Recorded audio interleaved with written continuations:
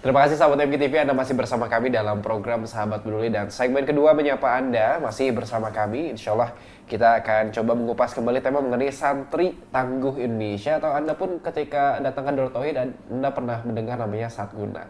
Insya Allah kita akan hadirkan kembali dua narasumber kita. Ada Pak Ihsan sebagai Direktur Program DT Peduli dan juga Pak Andri sebagai Manajer Program Kemanusiaan DT Berdaya. Mungkin tadi di segmen pertama Pak Andri atau Pak Ihsan ada yang belum sempat tersampaikan kepada sahabat MGTV berkenaan mengenai penamaan tadi ya, dari STI ini begitu. Jadi yang pertama santri. Santri. Kenapa namanya diawali dengan santri? Karena pertama kita berbasis pesantren dan ini menjadi ruh kita sekaligus pembeda dengan lembaga yang lain. Di luaran sana juga banyak lembaga-lembaga dari lembaga-lembaga amil zakat yang lain, dari NGO yang lain juga tentang kebencanaan ini. Nah, pembedanya adalah kita santri, kita membawa pesan. Pesannya adalah semua harus dikembalikan kepada Tuhan. Dikembalikan kepada Allah. Nah gitu, jadi santri ini kita membawa pesan itu. Di sisi lain kalau tadi Kang Zurgi menyampaikan santri itu tidak harus identik dengan agama. Nah betul. Nah dengan cara seperti ini kita mengajak gitu kan, santri ini juga harus bisa terjun ke masyarakat, berdakwah di alam, berdakwah di masyarakat, di pedesaan dan yang lainnya. Karena menarik Kang Zurgi, contoh misalnya ketika terjadi bencana, orang-orang mengungsi, kita siapkan ada satu pengungsian di satu tempat gitu ya. Ini harus kita siapkan kurikulum di situ itu dari mulai bangun tidur sampai tidur lagi. Kalau hanya sebatas mereka berdiam diri segala macam, itu sebetulnya menyiapkan mayat hidup. Ya benar sekali. Betul, menyiapkan mayat hidup. Kenapa? Karena mereka juga butuh aktivitas, mereka butuh berpikir dan yang lain. Kalau hanya sebatas meratapi nasib gitu ya, ini sama aja kita tadi menyiapkan mayat hidup. Makanya kita kurikulumnya itu kita siapkan bangun tidur, sholat subuh berjamaah, bahkan sebelumnya qiyamul lail, sholat subuh berjamaah, kemudian ngaji tilawah, terus ada nanti kajian, ada pelatihan apa segala macam, termasuk pelatihan misalnya tentang life skill, soft skill, hard skill segala macam gitu kan. Terus zuhurnya berjamaah, sholat berjamaah segala macam, terus bahkan mereka diajak juga berpartisipasi dalam evakuasi warga yang lain. Itu bagian dari trauma healing itu sendiri gitu kan. Nah itu dari kata santri. Yang kedua dari kata tangguh. Kenapa tangguh? Nah kita sendiri alhamdulillah DT Peduli dengan proyeksi di tahun 2020 itu menyiapkan program-program itu dengan branding tangguh. Nah tangguh ini diidentikan atau diidentifikasikan dengan dua ketangguhan. Pertama adalah ketangguhan ketauhidan, nah baik lagi ke arah tadi santri. Jadi orang-orang diintervensi dengan program-program DT Peduli itu harus tangguh secara ketauhidan. Ada standar minimal, standar minimalnya misalnya sholat tidak boleh terlewat, gitu ya, tidak boleh bolong, kemudian tadarus Al-Quran gitu ya, kemudian sedekahnya dan yang lain itu kan. Nah kemudian ada ketangguhan secara ekonomi. Nah yang mudah terukur itu kan secara ekonomi gitu, dan peningkatan kesejahteraan. Nah ini kenapa tangguh bahasa ini sampai ke arah sana tadi dengan dua poin tadi, tangguh ketauhidan dan tangguh ekonomi. Nah kemudian kenapa Indonesia? Kenapa munculnya Indonesia juga dimunculkan? Kalau sebelumnya kan Satguna itu santri tangguh bencana, tanggap bencana, belum ada Indonesia. Nah kenapa Indonesia muncul? Karena DT Peduli alhamdulillah dari sekitar 4 atau 5 tahun ke belakang sudah cukup concern untuk membantu bukan hanya di Indonesia. Masya Allah. Jadi santri tangguh Indonesia artinya santri tangguh dari Indonesia. Jadi branding Indonesia juga ya? Branding Indonesia, dan yang berfungsi atau bertugas bukan hanya di dalam negeri, tapi ke luar negeri. Alhamdulillah program-program kita juga ke Palestina, ke Myanmar, Somalia, ke mana lagi ke Indonesia, ke luar negeri yang memang membutuhkan. Alhamdulillah Kang Andri tadi sebutkan beliau sudah ke beberapa negara ya, ke Myanmar, kemudian ke Somalia ya, ke Somalia dan yang lainnya. Kalau Palestina sudah belum kan? Oh belum ya, insya Allah sebentar lagi ke Palestina. Nah seperti itu, jadi tadi santri tangguh Indonesia itu alasannya. Masya Allah, itu dia. Jadi memang ini salah satu tadi ya, bahwasanya tadi santri itu tidak hanya membaca Al-Quran tadi di masjid saja, tapi juga harus berdakwah langsung ke lapangan, bersosial. Nah ini juga Pak Andri menjadi salah satu santri yang turun langsung ya Pak ya. Dan tadi disampaikan tidak hanya di Indonesia tapi di luar negeri. Nah Pak Andri sendiri mungkin bisa menceritakan kok kronologis ya. Tapi mungkin kisah Pak Andri sendiri kenapa sih bisa berkecimpung di aktivitas sosial yang notabene ini lebih banyak resikonya ya Pak Andri ya. Ini bagaimana nih Pak Andri? Ya memang dulu pada saat pertama bergabung di Darut Tauhid sendiri adalah saya masuk ke Santri Siap Guna. Santri Siap Guna angkatan 7 tahun 2002. Tahun 2002, dan pada saat itu ada sebuah keunitan dan memang ini asik banget gitu ya. Ada kegiatan-kegiatan outdoornya, ada kegiatan-kegiatan kemanusiaannya. Nah, Anda coba masukin ke sana dan ternyata tambah luar biasa setelah para pelatih mengajak kita para peserta ini langsung terjun ke lapangan. Pada saat itu ada bencana longsor di Cililin. Oh ya Allah. Dan itu luar biasa gitu. Kalau kata komandan, ayo berangkat. Pada saat itu memang belum apa-apa gitu, belum punya apa-apa, tapi disuruh berangkat. Langsung ke lokasi di sana. Dan udah nyampe lokasi, karena saya perbekalan juga tidak bawa gitu. Tapi kata pelatih itu, udah nih kamu diam di sini ya, untuk 1 minggu gitu. Itu belum tahu apa-apa, belum perbekalan juga belum bawa gitu ya, karena kan darurat itu. Udah saya kata komandannya tuh, saya kembali dulu ke DT untuk ngambil sesuatu. Andri di sini aja. Itu sendiri itu dulu dari DT itu, sambil asesmen, sambil belajar juga sama teman-teman yang lain.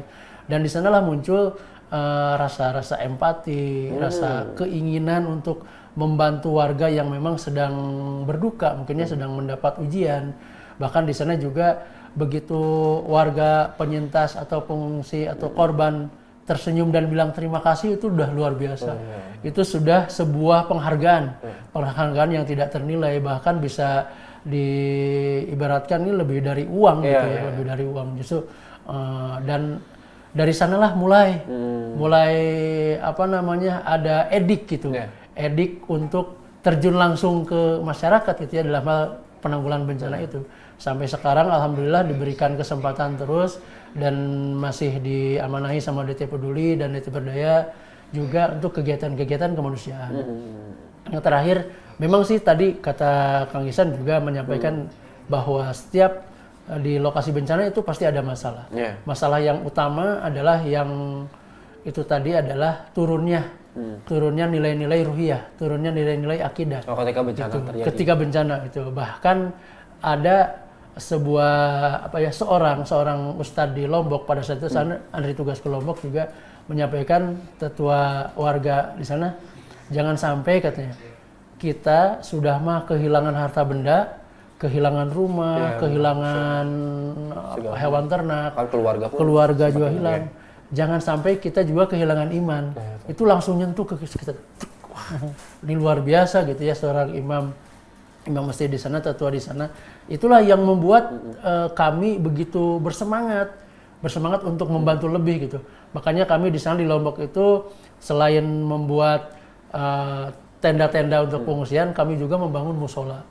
Karena memang dibutuhkan pada saat itu musola darurat. Di sanalah warga setiap hari, setiap waktu sholat pada berkumpul di sana. Terus kita juga berinteraksi dengan warga sampai untuk berdiskusi bagaimana nih kelanjutannya gitu kan. Apakah bapak-bapak, ibu-ibu atau warga penyintas akan seperti ini terus gitu kan. Diam di tenda pengungsian atau misalkan mau bangkit. Ya di sanalah kita masuki dengan virus-virus ketangguhan tadi, virus-virus ketangguhan gitu ya, bahwa bapak-bapak, ibu-ibu di sini jangan sampai terus-terusan seperti ini. Minimal harus bangkit dari keterpurukan. Minimalnya adalah dengan bangkitnya nilai-nilai ruhiyah lagi. Gitu. Dan itu terus. Jadi tidak hanya kita berikan motivasi-motivasi keagamaan, tapi juga kita berikan bagaimana ini ada beberapa program kayak gitu, ada program pengembangan ekonominya, ada kita bangun juga rumah di sana ya Kang Ihsan, rumah tangguh gitu. Jadi juga, dan yang uniknya lagi pembangunan rumah tangguh juga melibatkan mereka, melibatkan warga. Jadi warga juga antusias dan ini juga salah satu cara untuk trauma healing. Nah, terapi mental juga ya. Terapi mental. Jadi terapi mental itu tidak hanya dengan hore-hore di dalam kelas, di ruangan, itu hipnoterapi dan lain sebagainya, tapi dengan mengajak mereka untuk beraktivitas, mengajak mereka untuk terus juga membangun keluarganya atau membangun desanya, itu sebuah cara gitu, dan itu lebih kuat gitu, lebih kuat dan lebih efektivitas untuk keberhasilannya itu lebih bagus. Luar biasa ya Pak Andri ya. Ini mungkin segelintir kisah dari yang pernah dialami Pak Andri ya. Dari mungkin puluhan masyarakat atau ribuan masyarakat yang berjumpa dengan Pak Andri ini baru kita ketahui ternyata Pak Ihsan ya, bahwasanya musibah itu benar sekali tidak hanya menghilangkan tadi harta benda, tapi juga menghilangkan keimanan tadi. Kan hopeless begitu ya. Sudah tertempa, dan akhirnya insya Allah Darut Tauhid dengan nama Rumah Tauhid ini mengembalikan kembali tauhid yang sempat terkikis begitu Pak Ihsan. Insya Allah. Nah ini kalau berbicara mengenai cabang Pak Ihsan kan ada 27 ya. Sekarang. 27 ya Pak ya, 27 cabang di seluruh Indonesia. Nah ini bagaimana nih santri Satguna ini bisa hadir di setiap cabang? Apakah dari pusat dikirim ke berbagai cabang atau memang sudah ada volunteernya atau bagaimana Pak? Saat ini untuk Satguna itu memang baru diaktifasi di pusat, tapi sebetulnya Dartoid ini satu ikatan, jadi cabang-cabang yang ada di Indonesia di 27 cabang itu memang bisa menjadi bantuan jangka jadi perpanjangan tangan kita di sana. Ketika terjadi bencana awalnya kalau misalnya memang ada cabang tersebut yang asesmen awal, ya kemudian langsung tim ahlinya dari pusat ini Kang Andri yang langsung terbang ke sana dengan beberapa timnya ya gitu ya. Nah kalau memang tidak ada cabangnya, contoh misalnya di Papua kita belum ada, kalau kemarin juga di Lombok belum ada, langsung tuh Kang Andri dan teman-teman langsung bergerak ke sana. Ya, Masya Allah, itu dia, dan mudah-mudahan memang Insya Allah selain nanti cabangnya juga semakin banyak ya Pak di Indonesia, Insya Allah itu juga ada santri Satguna dan mungkin ada Darut Tauhid Indonesia juga nanti ya Pak ya, yang akan menyapa Indonesia dan juga warga Indonesia Insya Allah. Dan kita akan coba kembali kita coba angkat tema mengenai santri Tangguh Indonesia, sahabat MBTV. Sesaat lagi segmen ketiga menyapa Anda dalam program Sahabat Peduli.